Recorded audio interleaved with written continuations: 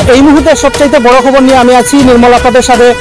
গত 22শে এপ্রিল পেহেলগামে ঘটে গিয়েছিল একটি হৃদয় বিদারক ঘটনা। সেইখানে পাক জঙ্গিদের দ্বারা আক্রান্ত হয়েছিলেন অনেকেই এবং তার সঙ্গে 26 জন যারা ভারতীয় পর্যটক ছিলেন সেখানে পেহেলগামে গিয়েছিলেন, ঘুরতে গিয়েছিলেন ফ্যামিলি নিয়ে, সেখানে তাদেরকে নির্মমভাবে হত্যা করা হয়েছে। এবং এই মুহূর্তে সবচাইতে বড় খবর যেটা আমি বলছি আপনাদেরকে, সকলের মনেই, সকল ভারতবাসীর মনেই একটা প্রশ্ন কাজ করছিল, ভারত সরকার কি পদক্ষেপ গ্রহণ করবে সেই পেহেলগামের ঘটনা নিয়ে। সকলেই একটি আশ্বাস নিয়ে মনের মধ্যে বসেছিলেন, সরকার কি পদক্ষেপ গ্রহণ করবে। সকলের সেই প্রত্যাশার অবসান ঘটিয়ে এই মুহূর্তে সবচাইতে বড় খবর, হ্যাঁ আবারও বলছি, এই মুহূর্তে সবচাইতে বড় খবর, পেহেলগামের যে ঘটনা সেই ঘটনাকে কেন্দ্র করে আগামী 7ই মে, আগামীকাল মক ড্রিলের যে আয়োজন করেছে ভারত সরকার।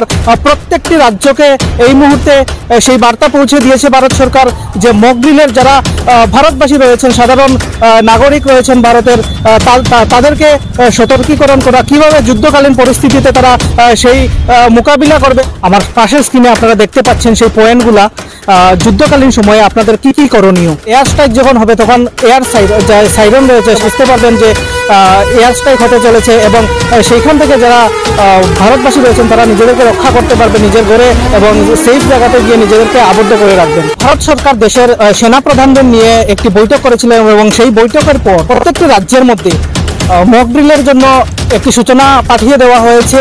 আগামী 7ই মে সেই মক ড্রিল হবে শত্রুপক্ষের প্রতিঘাতে নিজেদেরকে রক্ষা করতে ব্ল্যাকআউট ব্যবস্থা।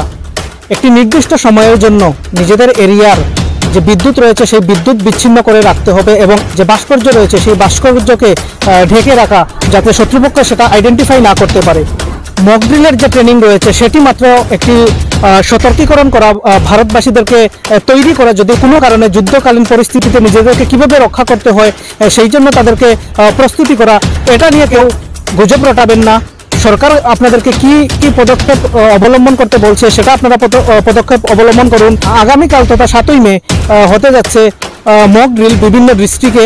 আমরা সেখানে উপস্থিত থেকে আপনাদের সেই মক ড্রিলের পুরো বিষয় তুলে ধরবো আপনাদের সাথে, কিভাবে সেখানে এলাকাবাসীদেরকে কিভাবে সেখানে ট্রেনিং দেওয়া হবে, যুদ্ধকালীন সময়ে নিজেদেরকে রক্ষা করা যায়, সেই বিষয়গুলো আপনাদের সাথে আমরা তুলে ধরবো। ক্যামেরায় সত্যজিতের সাথে আমি আছি নির্মল। চোখ রাখুন আরই ধর্মনগরের পর্দায় এবং আপনাদের মূল্যবান বক্তব্য কমেন্টের মাধ্যমে জানাতে ভুলবেন না।